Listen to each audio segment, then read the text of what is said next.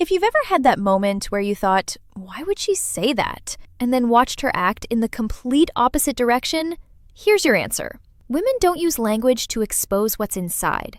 They use it to shield it. Their words are emotional armor. That's why turning up your listening won't help you win. The shift happens when you stop clinging to what she says and start paying attention to what she does. Once you make that switch, guesswork disappears. The fog lifts, and suddenly you see her intention clearly, even if she can't bring herself to acknowledge it. Men get trapped by language. A woman speaks, and men assume the words reflect her inner world. But the truth is different. Her speech isn't a mirror, it's a filter. A soft layer placed between her real emotions and what she's comfortable admitting. And modern culture reinforces this. Women learn early on to say what sounds appropriate, not what's raw or unpolished. Every phrase is shaped by how it will be judged, by friends, by peers, by social media, by everyone watching. So when she says something like, "I want a sweet guy who listens," that's not a confession. It's a performance piece. What she's really expressing, though she'll never phrase it that way, is closer to, "I want a man I respect. A man strong enough to listen without losing who he is." Words keep her safe. They let her sound kind, relatable, and socially acceptable. But actions? Those are unfiltered. When she speaks one truth but behaves according to another, she isn't deceiving you. She's deceiving herself. Because her biology doesn't respond to how things sound. It reacts to what makes her feel. That's why she might preach loyalty but flirt with uncertainty. She'll post quotes about good men, while giving her late-night attention to the guy she finds thrilling, not stable. Her words paint the version of herself she wishes she were. Her actions reveal who she is underneath: emotional, instinctive, driven by desire, excitement, and status. When you take her language literally, you enter the world she wants to believe in, not the one she inhabits. You start interacting with her mask instead of her reality, and that's the quickest way to lose clarity. Behavioral psychology calls this the social defense mechanism. People, especially women, use speech to shape how others perceive them.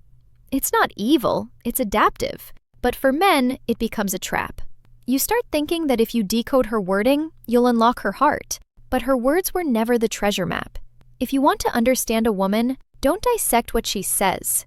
Study what she consistently does. Watch how she moves when she isn't performing, when she's unguarded, when she assumes you aren't watching.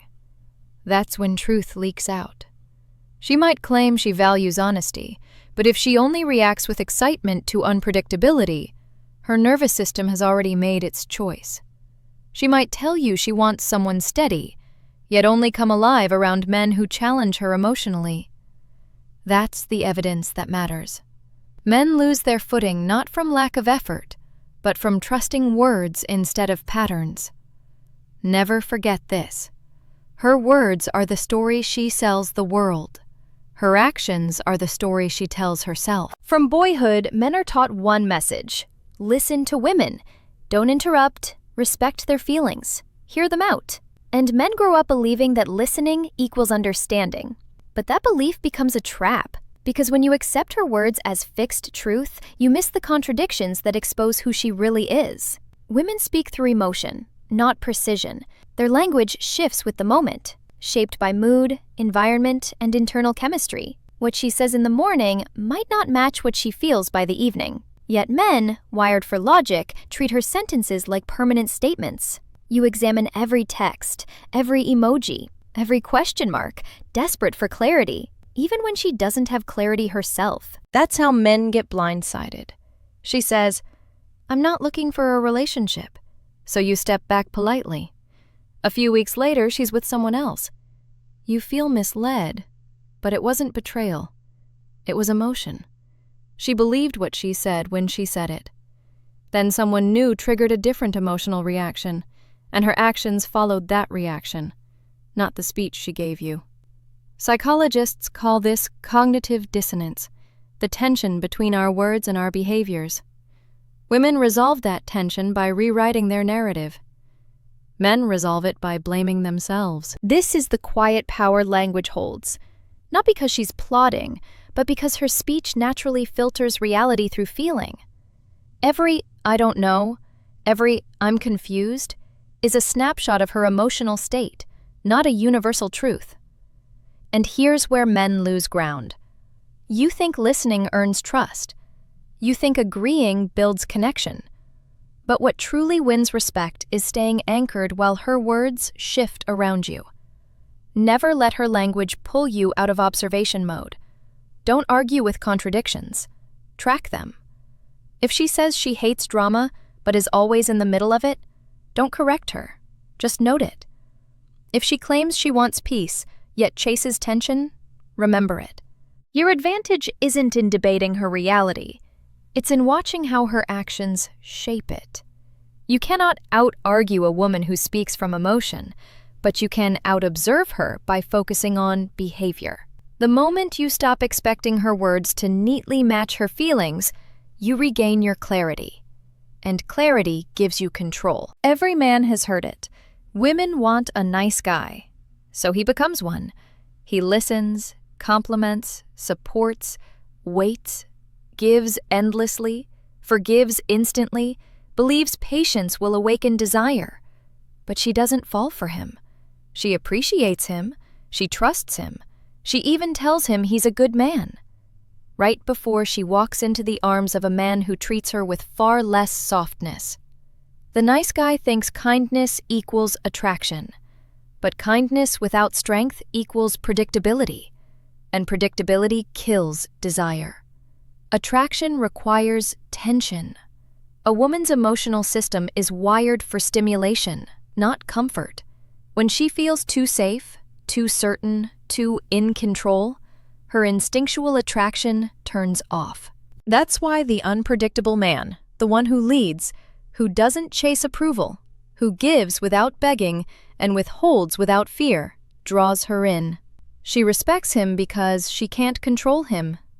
Meanwhile, the nice guy becomes the emotional butler. He solves her problems, steadies her storms, lifts her up, and once she feels whole again, she leaves. Not out of malice, but because predictability suffocates attraction. In romance, uncertainty is the oxygen. A woman doesn't crave comfort. She craves a man who grounds her while still keeping her guessing. A man she respects more than she can logically justify. So when she says she wants a nice guy, hear it for what it is, a socially polished line, not a reflection of instinct. What she truly wants is calm strength, not passive sweetness. Never confuse kindness with weakness. True strength is the ability to stay kind without surrendering your edge. She doesn't yearn for comfort. She yearns for the man she cannot command. And here's one last truth. Every woman carries a hidden switch, a psychological trigger that determines whether she resists a man or devotes herself to him. You can't buy it, beg for it, or force it. You either activate it or you don't. And when that switch flips, everything inside her shifts. The moment a man ignites a woman's admiration, something in her internal world rearranges itself. Her resistance loosens, her defenses fall quiet, and a softer side begins to surface. One that doesn't emerge through pressure, but through presence. Suddenly she wants to offer, to nurture, to contribute. She finds joy in doing things for him, not because he asked, but because he carries himself in a way that inspires her to give. She cooks for him without being prompted. Her voice becomes gentler. Her affection becomes intentional, not transactional. And none of it comes from duty. It comes from pride.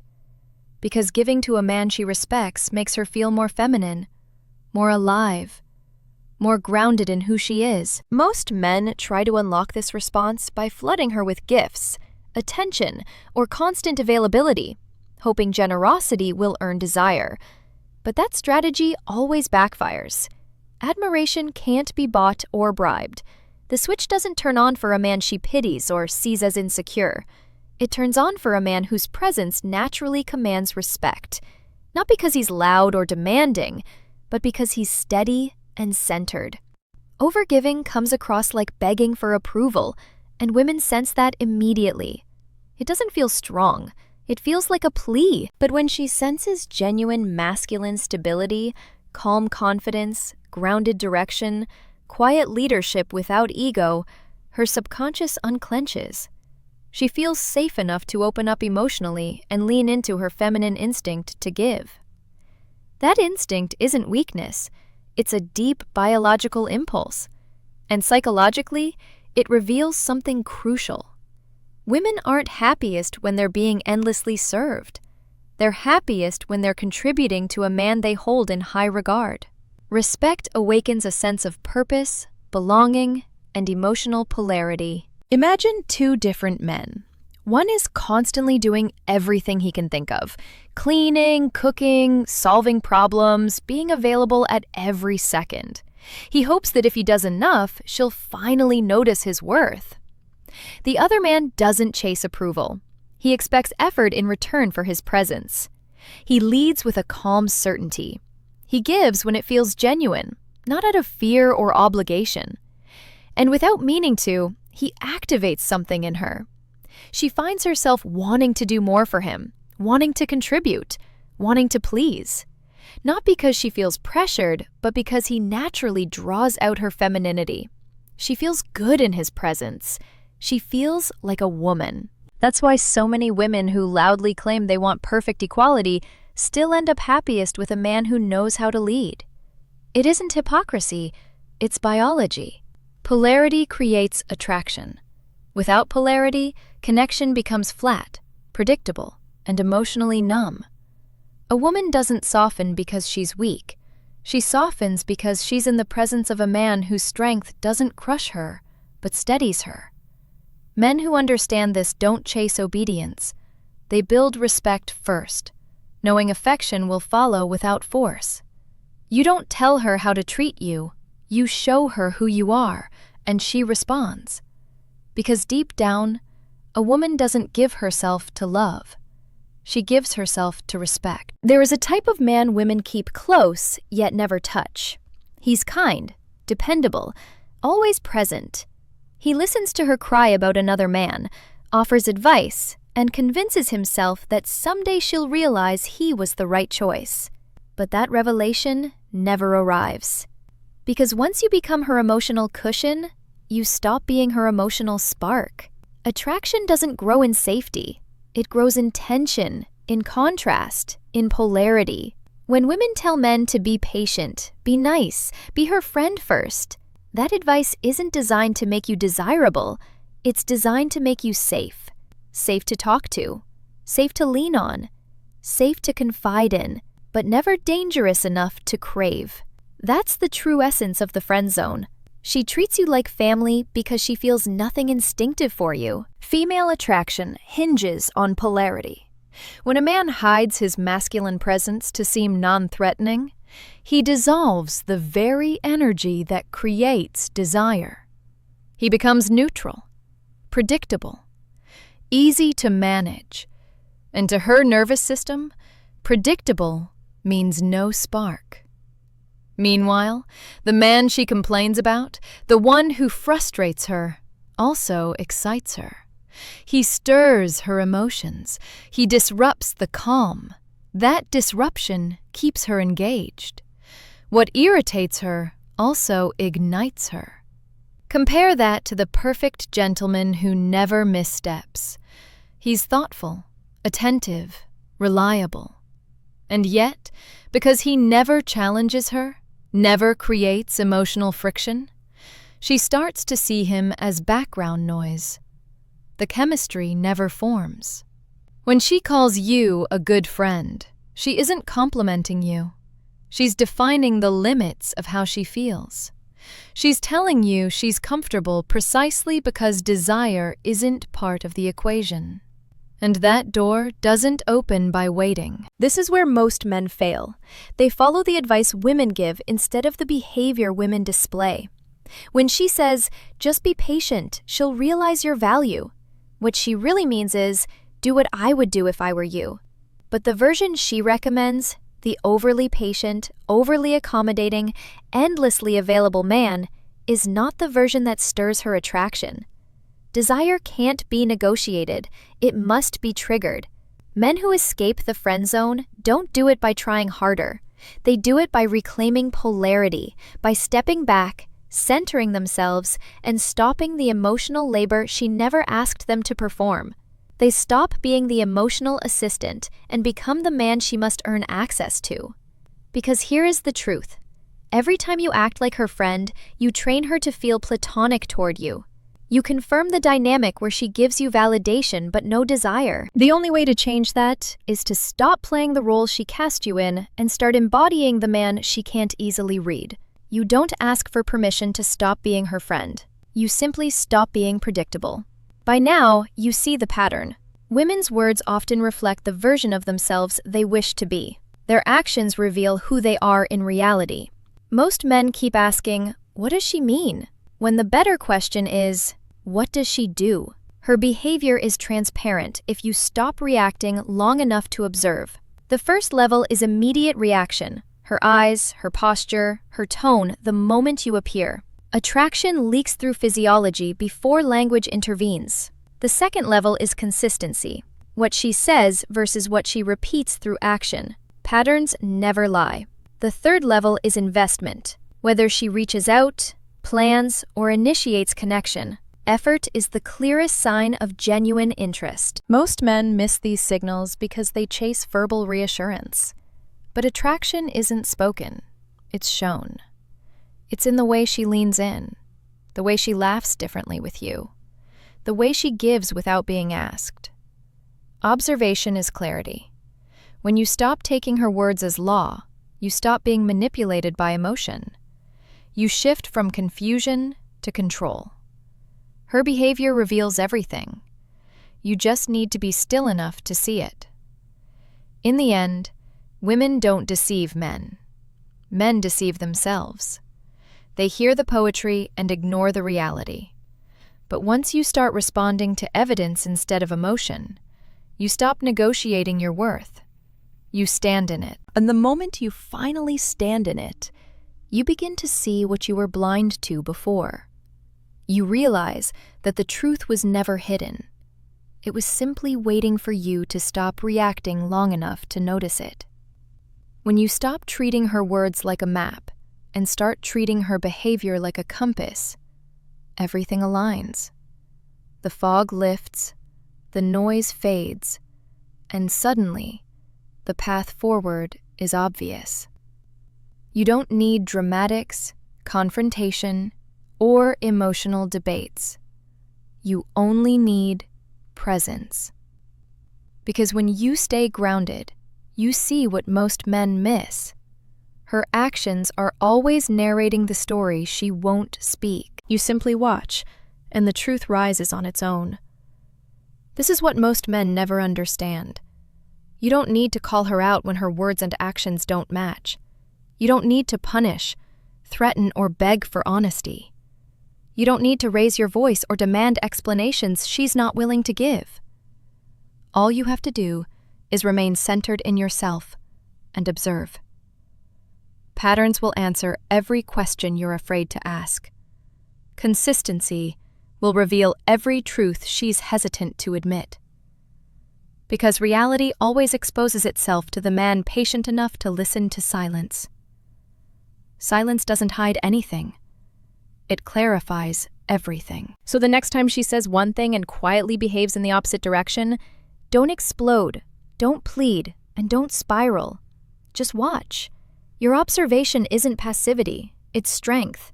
It's you reclaiming control without force. It's you choosing clarity over chaos. And clarity is where real power begins. If this opens something in you, it's because you're finally starting to decode women instead of obeying the words they've been conditioned to say. The moment you stop treating female language as law, you stop being confused and start being in command of your own emotional world. That's the real awakening. Not bitterness, not payback, but vision.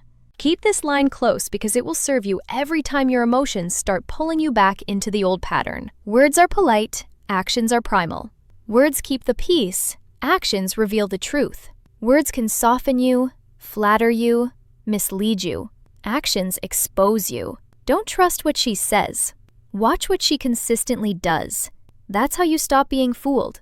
Not by her, but by your own wishful thinking. And here's the next truth men almost never talk about. Women aren't happiest when they're being endlessly served. They're happiest when they're serving someone they genuinely respect. It unlocks something ancient in them. Purpose, belonging, emotional polarity. Think about two men standing side by side. One bends over backward to prove himself.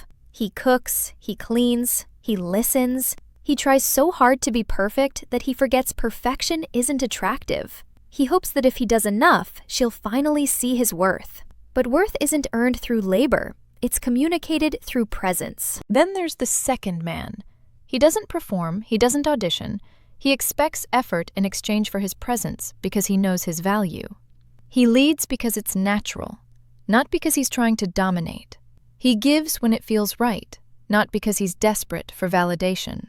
And without him saying a word, she finds herself wanting to do more, wanting to nurture, wanting to give. Because around him, her feminine energy awakens instead of shutting down. She feels safe enough to soften and strong enough to care. That's why women who swear they want perfect equality still find themselves gravitating toward a man who leads with calm, grounded certainty. It's not contradiction, it's biology. The good girl switch isn't about control. It's about polarity. Without polarity, there's no spark, no passion, no emotional gravity pulling two people together. A woman doesn't become nurturing because she's weak. She becomes nurturing because you've created a space where she can express her softness without fear. When she senses she's with a man who can hold her emotions without collapsing under them, she naturally moves into her feminine. That's why men who understand this stop begging for compliance. They build respect, and affection forms on its own. You don't have to tell her to treat you well. You only have to become the man she wants to treat well. Women don't submit to love. They submit to respect. But there's a type of man who never experiences this dynamic. He's the one women keep around but never touch. He's thoughtful, loyal, constantly available. He becomes her emotional sponge, the safe place she goes to talk about another man. And he tells himself that one day she'll finally choose him. But she never does. Because the moment you let yourself become her emotional cushion, you stop being her emotional trigger. Attraction doesn't grow in comfort. It grows in tension. Women tell men to be patient, be nice, be her friend first. But that advice doesn't make you irresistible. It makes you harmless, safe to talk to, safe to cry to, safe to lean on, but never dangerous enough to desire. That's the friend zone. She trusts you like family, but she feels nothing primal. Why? Because attraction is tied to polarity. When a man hides his masculine presence to appear safe, he erases the spark. He becomes predictable, neutral, manageable. And to her nervous system, that reads as no fire. Meanwhile, the man she complains about, the one who frustrates her, the one who disrupts her emotional stability, is the same man who gives her butterflies. What irritates her also ignites her. The gentleman who never breaks the rules becomes background noise. He does everything right, yet feels invisible because he offers no tension, no challenge, no emotional edge. When she calls you such a good friend, it isn't an invitation. It's a closure, a boundary, a sign she feels no desire she needs to navigate. Men fall into this trap because they take female advice literally. When she tells you to wait, be patient, or stay safe, she's advising you to behave like the version of you that makes her comfortable, not the version she desires. You can't earn attraction through niceness. Desire isn't negotiated, it's provoked. And men who break free from the friend zone don't bow harder, they pull back. They reclaim polarity. They stop being her emotional service provider and become the man she has to earn. Because every time you act like her friend, you weaken her desire. You reinforce a dynamic where she gives you validation instead of attraction. The only way to change it is to stop playing the role she assigned and start becoming the man she can't fully read. You don't need permission to stop being her non-threatening confidant. You need courage to stop being predictable. And once you understand this, everything that comes next makes sense. What women say is often just an echo of the story they want to believe. But what they do, that's where the truth lives. The smarter question isn't, what does she mean, but what does she consistently choose? Because her behavior can't lie for long. When you stop reacting and start observing, you see what her words try to blur, and that's where your power shifts. Silence becomes your microscope. Patterns become your teacher. The man who studies behavior never gets blindsided. He doesn't cling to verbal reassurance because he doesn't need it. He sees investment. He sees effort. He sees reality. And when you operate from evidence instead of emotion, you rise above the confusion that traps other men. You stop chasing confirmation because her behavior already answered you. Her words can mislead you. Her tone can soften you. But her actions, they reveal everything. All you have to do is stay still long enough to notice. That is clarity. That is control. And that is the difference between being fooled by a fantasy and grounded in the truth.